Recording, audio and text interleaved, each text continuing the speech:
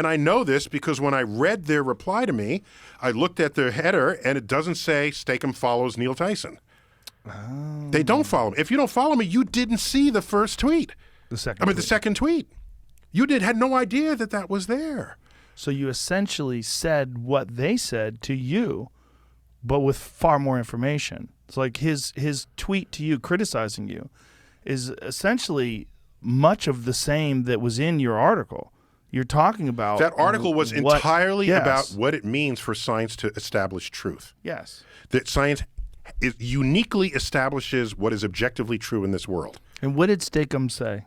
Do we know what Steakums No, they just scream, say, oh, yeah, and scientists said the world was flat, and or before Copernicus. Well, it's a little bit more articulate than that. There was a total. It's quite clever. There was a total body of attack. Yes. Regarding citing occasions when scientists have been wrong.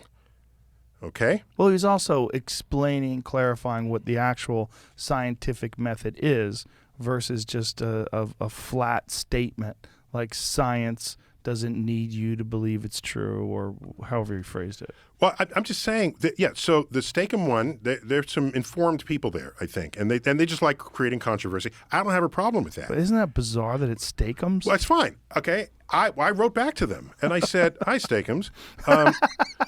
It looks like you don't follow me, so that accounts for why you didn't read this link. Right. Had you read this link...